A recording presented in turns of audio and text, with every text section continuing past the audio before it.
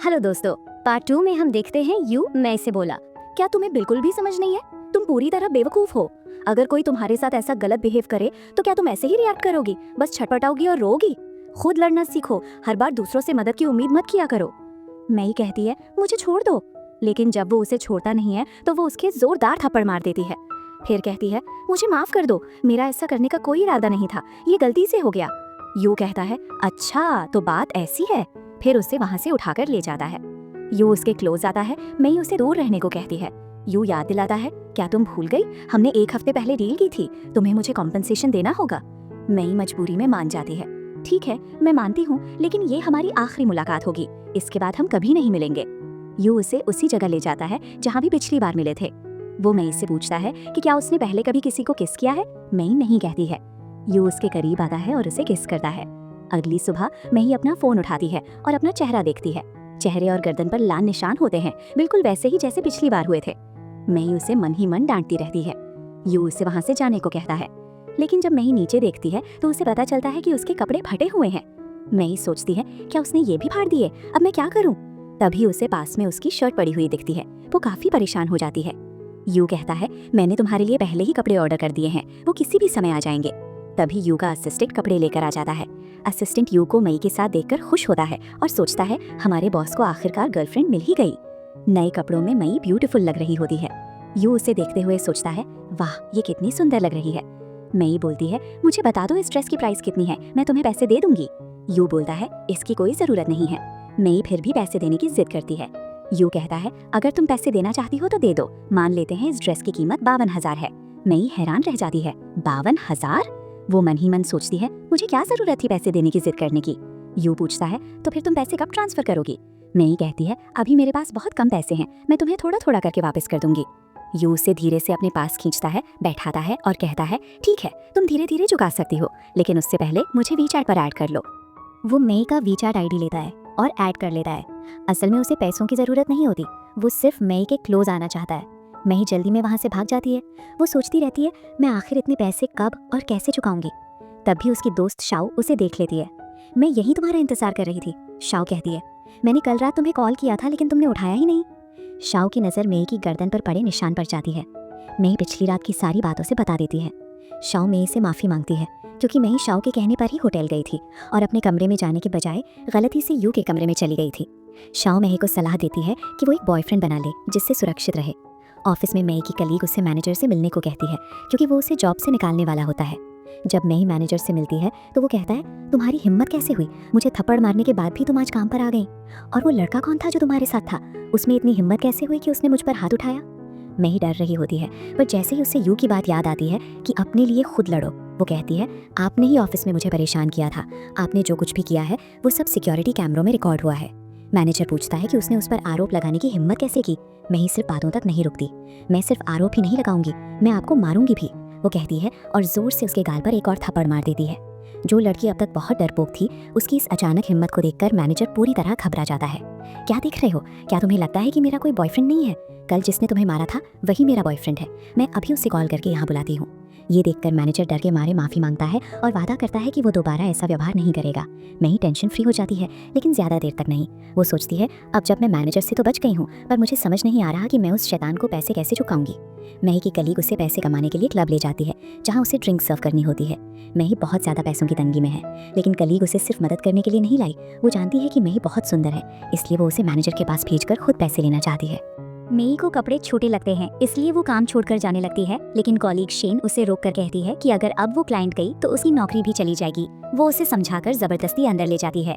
उसी night club में you अपने दोस्तों के साथ मौजूद होता है और मई को देखकर वो चौंक जाता है। यू गुस्से में उसे ड्रिंक सर्व करने के लिए कहता है। मई को ये काम नहीं आता तो शेन बीच में आकर ड्रिंक सर्व कर देती है। इससे यू और ज्यादा गुस्सा हो जाता है और गिलास फेंक देता है। शेन मई को आगे बढ़ने के लिए मजबूर करती है और वहाँ से हट जाती है। डरी हुई मई वहाँ से भागने की कोशिश करती है, लेकिन यू उसे रोक लेता है और जबरदस्ती ड्रिंक सर्व करवाता है। फिर वो कहता है कि उसे उसको पिलाना भी पड़ेगा, लेकिन मई मना करके वहाँ से भाग जाती है। यू उसके पीछे जाता है। बाहर मई रोने लगती है और अपनी बेइज्जती के लिए खुद को ब्लेम देती है। यू उसे समझाता है कि ये जगह सेफ नहीं है और उसे घर छोड़ने की कहता है। मई बताती है कि वो सिर्फ उसका कर्ज चुकाने के लिए ये काम कर रही थी। यू उसे घर छोड़ देता है। घर पहुंचकर यू उसे किस करने की कोशिश करता है, लेकिन मई उसे रोक देती है और कहती है कि उनके बीच कुछ नहीं है। यू उसे याद दिलाता है कि उसका पैसा अभी बाकी है।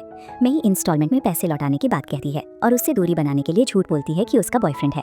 अगले दिन ऑफिस में शेन मई के बारे में गलत अफवाहें फैलाने लगती है कि वो रात को किसी के साथ थी। इस वजह से सब लोग मई से दूर हो जाते हैं और उसे गलत समझने लगते हैं। बाद में पता चलता है कि शेन को क्लब से नौकरी से निकाले जाने के कारण वो मई से गुस्सा है, इसीलिए वो ऐसा कर रही है। ऑफिस में मई को ये सब पता चलता है तो वो सबके सामने सच्चाई जानने के लिए पुलिस को कॉल कर देती है और कहती है कि उससे नशा देकर उसके साथ गलत हुआ है। गवाहों के नाम सुनकर बाकी लोग डर जाते हैं और सारा आरोप शेन पर डाल देते हैं। जब शेन वहां आती है तो मई उसे ही दोषी ठहराती है कि वही उसे क्लब में लेकर गई और उसी ने उसे नशा दिया। मई रोने लगती है, जिससे बाकी लोग शेन पर विश्वास करने के बजाय उसे ही गलत ठहराने लगते हैं। शेन खुद को बचाने की कोशिश करती है लेकिन कोई उसकी बात नहीं मानता और वो वहां से भागने की कोशिश करती है, जबकि मई उसे जाने नहीं देती। मई पुलिस को बुला लेती है और सबके सामने शेन पर शक जताती है। सबूत न होने के बावजूद वो बताती है कि उसे क्लब में शेन लेकर गई थी। दबाव में आकर शेन मान लेती है कि वही उसे वहां ले गई थी और गुस्से में उसने झूठी अफवाहें फैलाई थी। पुलिस शेन को चेतावनी देकर अपने साथ ले जाती है। इसके बाद मई सबको समझाती है कि बिना सच्चाई जाने किसी पर भरोसा नहीं करना चाहिए। इस घटना के बाद मई खुद को पहले से ज्यादा मजबूत और आत्मविश्वासी महसूस करती है। तभी यू उससे मिलता है। माई उसे दूर रहने को कहती है और अपने बॉयफ्रेंड की बात दोहराती है, लेकिन यू कहता है कि उससे काम में मदद चाहिए। इसी दौरान ली और उसकी पत्नी दोनों को साथ देख लेते हैं। बाद में यू अपने डैड से मिलता है, जहां उसे फिर से वार्निंग दी जाती है कि अगर वो समय पर अपनी गर्लफ्रेंड को घर नहीं लाया तो कंपनी के सारे शेयर ली को दे दिए जाएंगे। गुस्से में उसका डैड उसे धमकी देकर चला जाता है।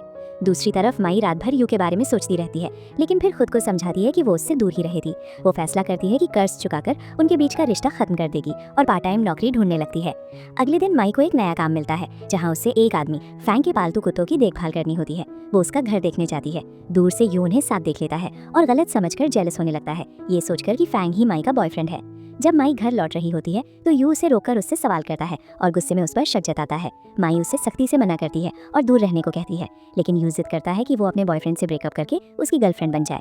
मना करने पर वो जबरदस्ती किस करने की कोशिश करता है, लेकिन मई उसे थप्पड़ मार देती है। उसकी बातों से आहत होकर यू वहां से चला जाता है।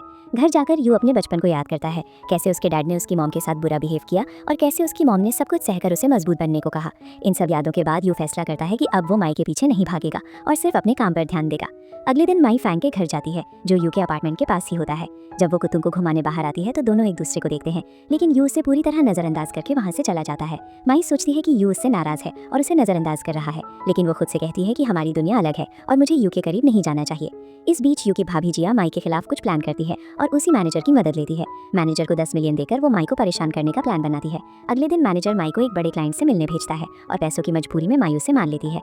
मई क्लाइंट से मिलने जाती है, लेकिन यू भी वहीं अपने दोस्त के साथ आता है। यू का दोस्त उसे बताता है कि मई वहाँ है, लेकिन यू गुस्से में अनदेखा करता है और वॉशरूम की तरफ चला जाता है। बिजनेसमैन मई को प्राइवेट रूम में बुलाकर चाय देता है, जिसमें नशा होता है। मई शुरुआत में मना करती है, लेकिन मजबूरी में चाय पी लेती है। जैसे ही वो बेहोश होने लगती है, यू तुरंत अंदर दौड़ता है और उसे बचाता है। यू के बॉडीगार्ड और दोस्त भी आकर हमलावरों को बाहर ले जाते हैं। इस तरह मई नशे की हालत में यू के साथ सुरक्षित रहती है और फिर साथ ही टाइम स्पेंड करते हैं। अगली सुबह यू मई से कहता है कि वो उसे कभी नहीं छोड़ सकता और वो सिर्फ उसकी है। मई पिछली रात के इंसिडेंट को याद करके घबरा जाती है और रोती है। यू उसके आंसू पोंछता है और कहता है कि वो सिर्फ उसके साथ रहकर सुरक्षित रह सकती है। मई जवाब देती है कि वो सिंपल सी लड़की है और अमीर यू की गर्लफ्रेंड होने का नाटक नहीं करना चाहती। मई यू के सामने कहती है कि वो नाटक नहीं कर सकती। यू जवाब देता है कि वो उसे सिर्फ प्यार करता है। वो कहता है कि मई अपने बॉयफ्रेंड से ब्रेकअप करके उसके पास आ जाए। मई हिचकिचाती है और समय मांगती है। यू उसे 3 दिन देता है। इसी बीच यू अपने दोस्तों के साथ उस बिजनेसमैन और मैनेजर को पकड़ लेता है, जिन्होंने मई के साथ बुरा बिहेव किया था। मैनेजर बताता है कि जिया ने उसे ये करने के लिए पैसा दिया था। यू का गुस्सा सीधे जिया की ओर जाता है। वो उन गुंडों को पुलिस के हवाले कर देता है और जिया को वार्निंग देता है। जिया खुद को जीत का आनंद लेते हुए सोचती है कि मई यू परिवार में डॉटर इन लॉ कैसे बनेगी, लेकिन यू अचानक उसके सामने आ जाता है। यू अपने स्टेप ब्रदर ली और जिया को वार्निंग देता है कि अगर किसी ने उसके करीबी लोगों को नुकसान पहुंचाने की कोशिश की तो वो उन्हें छोड़ेगा नहीं। डैड डॉक्टर निंग अंदर आते हैं और अनाउंस करते हैं कि सारे शेयर ली को देंगे। यू मना करता है, लेकिन पार्टी में यू और मई जाते हैं। यू मई को एक डिनर पार्टी में ले जाता है और कहता है कि अगर मई उसके साथ आएगी तो उसका क्रेडिट एंड कर दिया जाएगा। मई खुशी खुशी मान जाती है। यू उसे शॉपिंग कराता है और जब वो न्यू ड्रेस पहनती है तो उसे देखता ही रह जाता है। पार्टी में यू के डैड अनाउंस करते हैं कि सभी शेयर ली को दिए जाएंगे। यू और मई पार्टी में एंट्री करते हैं। मई बहुत ब्यूटीफुल लग रही होती है। सभी उसे देखते रह जाते हैं। यू जोर से अनाउंस करता है कि step brother Li Yu family business run नहीं कर सकता।